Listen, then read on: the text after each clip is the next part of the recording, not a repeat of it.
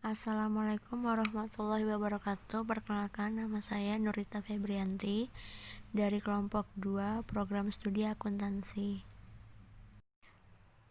Perkenalkan, nama saya Cintana Putri dari kelompok 2 program studi akuntansi. Perkenalkan, nama saya Quincy Siahinenia dari kelompok 2 program studi akuntansi. Baik, perkenalkan nama saya Nathaniel Saleh, saya dari kelompok 2 program studi akuntansi. Kasus kecurangan akuntansi berkaitan dengan korupsi. Kecurangan akuntansi atau fraud yang terjadi salah satu cikal bakal munculnya tindakan pidana korupsi. Kecurangan pada dasarnya merupakan upaya yang disengaja untuk menggunakan hak orang lain untuk kepentingan pribadi. Kecurangan akuntansi merupakan salah saji yang timbul dari kecurangan dalam pelaporan keuangan, yaitu salah saji atau penghilangan secara sengaja jumlah atau pengungkapan dalam laporan keuangan untuk mengelabui pemakai laporan keuangan.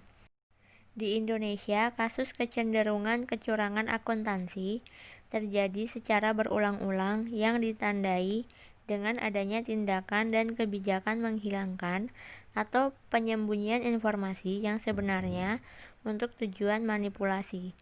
Banyak kasus kecurangan dalam akuntansi yang akhirnya terungkap di Indonesia, seperti kasus kejahatan perbankan, manipulasi pajak, keterlibatan 10 kantor akuntan publik atau KAP dalam pelaksanaan audit 37 bank sebelum terjadinya krisis keuangan pada tahun 1997.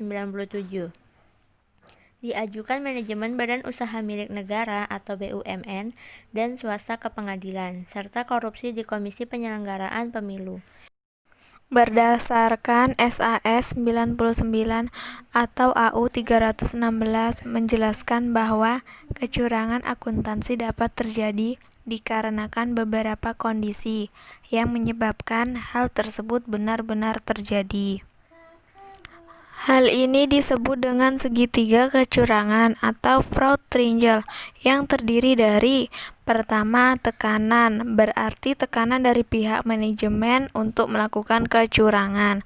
Kedua, kesempatan, berarti situasi di dalam suatu instansi untuk melakukan kecurangan.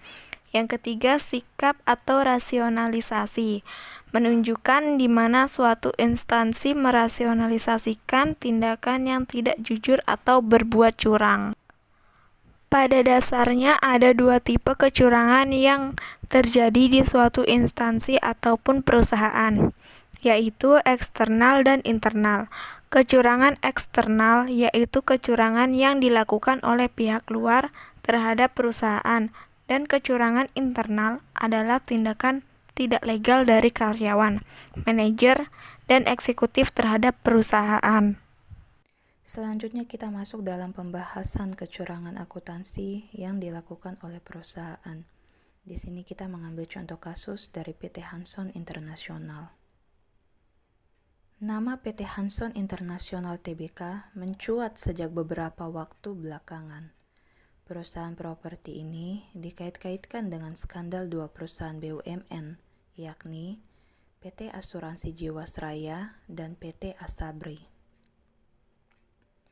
Baik Jiwasraya maupun Asabri menempatkan dana nasabahnya dengan nominal cukup besar di PT Hanson Internasional Tbk. Selain penempatan lewat saham, investasi juga mengalir lewat pembelian medium term note atau surat berharga berjenis utang.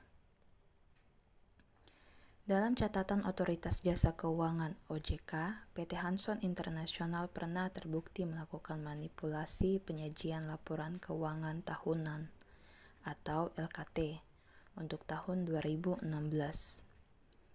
OJK pun menjatuhkan sanksi baik untuk perusahaan maupun direktur utamanya Beni Jokro-Saputro.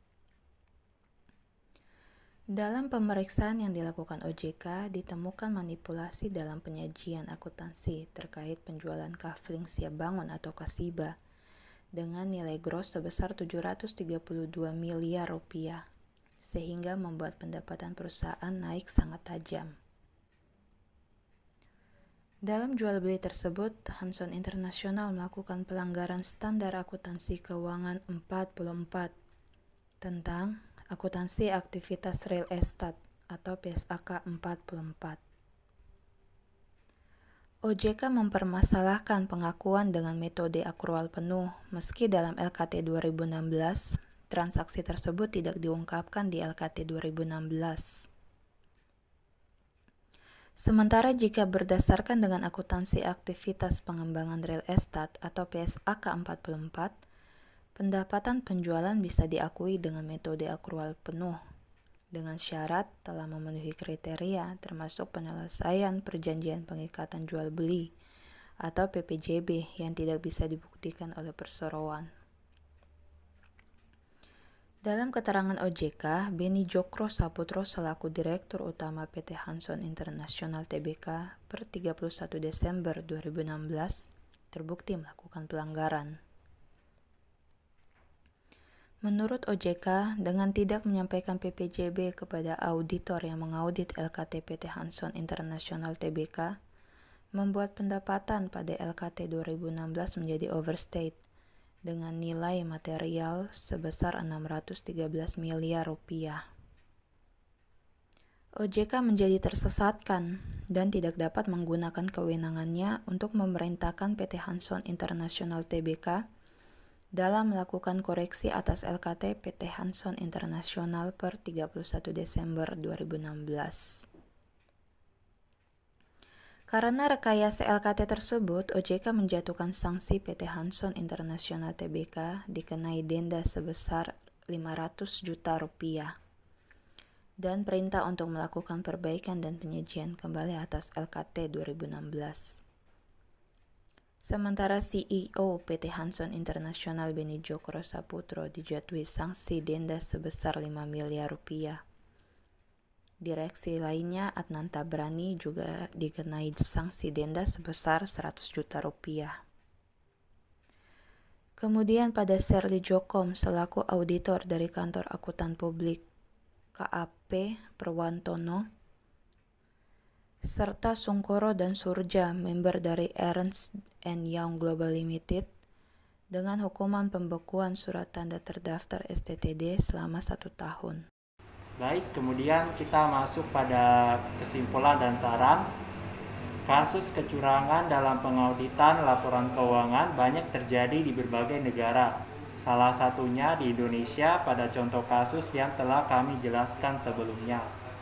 Saran kami untuk kedepannya, OJK harus lebih berhati-hati dalam mengawasi laporan keuangan setiap perusahaan dan memberi sanksi yang lebih tegas kepada oknum-oknum yang memanipulasi laporan keuangan di perusahaan terutama di bidang audit, agar hal serupa tidak terjadi di kemudian hari.